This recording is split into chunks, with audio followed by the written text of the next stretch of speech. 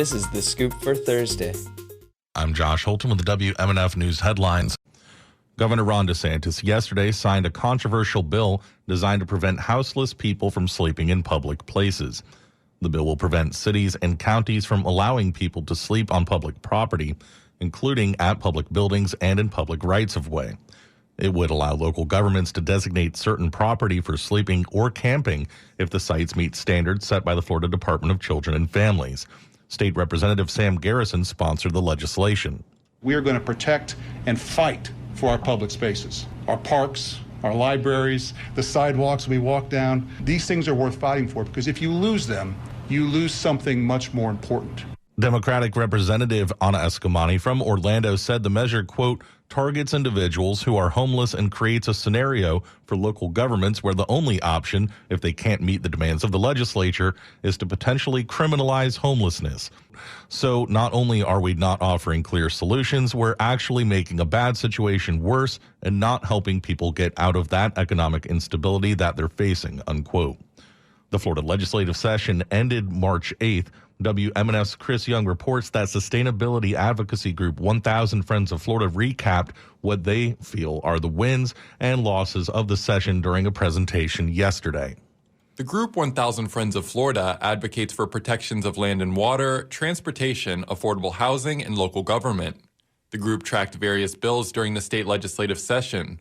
Paul Owens is the president of the nonprofit. One of the highlights of this year's session was that the passage of that bill to dedicate gambling revenues to land conservation and management, water quality protection, and community resilience. Policy and Planning Director Kim Dinkins also outlined what they feel were losses in the session. One of them was the passage of House Bill 1635. It would allow energy resource facilities in any commercial, industrial, or manufacturing land use or zoning.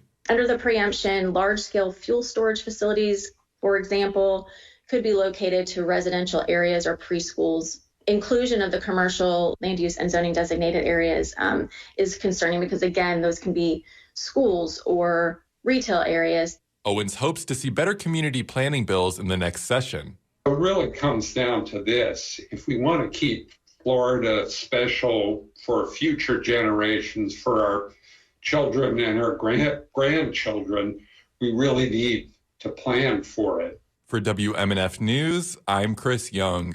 Florida Governor Ron DeSantis announced last night that a plane with 14 Floridians was inbound from Haiti amid the ongoing gang violence. DeSantis says the flight was the first of what officials hope will be many flights to bring Floridians home who have been trying to evacuate Haiti. We are willing to dedicate the resources. We understand that this is important.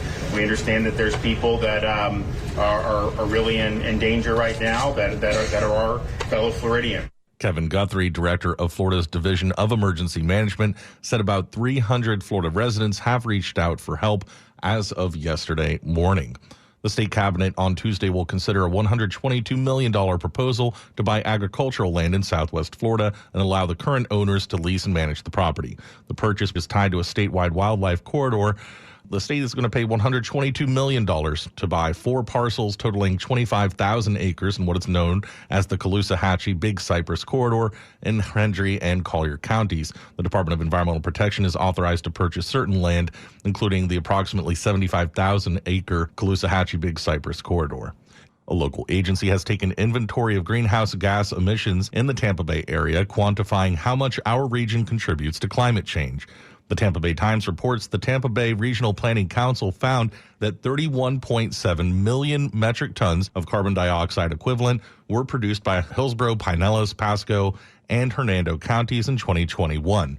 Metro areas, states, and territories across the country have also filed these first-of-their-kind reports to the federal government. Roughly 45% of the region's emissions was energy costs. 43% were produced by all forms of transportation. Tampa Bay area's trees helped remove about 1.5 million metric tons of carbon dioxide equivalent. Recommendations include adding more solar energy, incentivizing people to buy electric vehicles, and improving public transit as solutions. Highs today will be in the lower 80s, overnight lows in the mid-60s. I'm Josh Holton with the WMNF News headlines. This is The Scoop, recorded at WMNF Tampa.